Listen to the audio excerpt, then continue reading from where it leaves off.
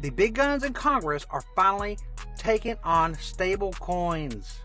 Bitcoin is an all-time high right now, and the House is voting on most important crypto law in history. This could change everything, the dollar, everything.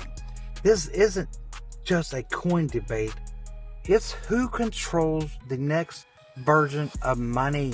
Stay to the end to see what the Genius Act does, who stands to win or lose, the market effects of Fed-backed stablecoins. Up next, why Bitcoin is really pumping, and what you need to know as a crypto holder. Stay locked in, hold smart, do your own research, and let's get those gains, crypto fam. Bitcoin hit 118,000 last week. This is not just a price spike. Crypto price action meeting politics. The U.S. House is about to vote on the Genius Bill Act, a law that would make stablecoins fully legal and Fed compliant. ETFs are spiking. Institutions are front-running the law. And this week is the deadline. Keep paying attention this week. You need to watch what's going on in the Congress. What is the Genius Act? The Genius Act could be the biggest crypto law in U.S. history. The dollar is failing. Hopefully this is going to make it all correct.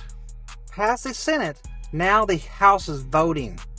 Stablecoins must be backed 1-to-1. Only regulated banks or trusts can issue monthly audits and reserve porting.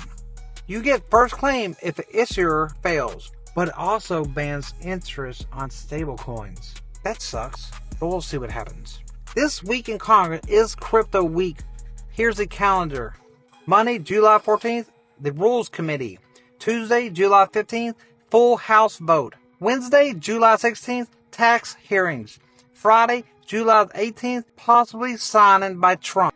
If it passes, Fed regulations drop in 120 days, and stablecoins get a federal seal of approval. Let's say it again. If it drops in 120 days, stablecoins get a federal seal of approval. We haven't been wrong this whole time. It's coming. If you haven't got in, this might be a good time. Who wins if the law passes? The Genius Act passes. Who gets rich and who gets burned? Circle, USDC, Coinbase, PayPal, big retailers like Walmart want to issue their own stablecoins.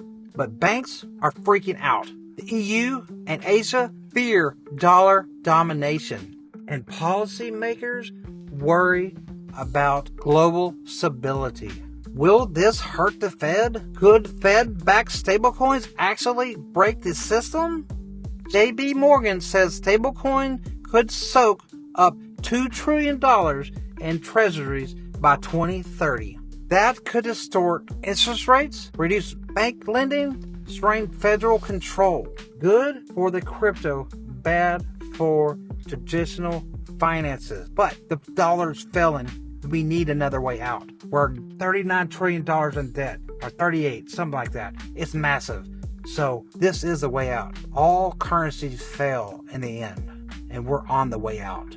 Is your stablecoin actually safe? So is your stablecoin safe or at risk?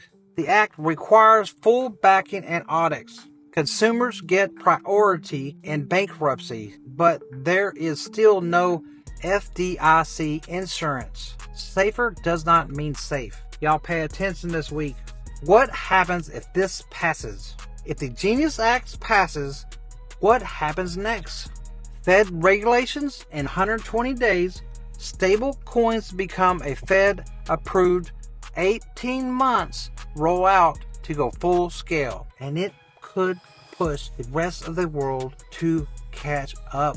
Y'all pay attention to what happened this week. We're not just talking coins, we're talking system power. This week decides who controls digital dollars in a post-bank world. And it's happened whether you want it to or not. If you hold crypto, this is your moment to pay attention this week. Subscribe for live updates all week and drop a comment if you think this bill should pass. Hold smart, do your own research, and let's get those gains, crypto bam.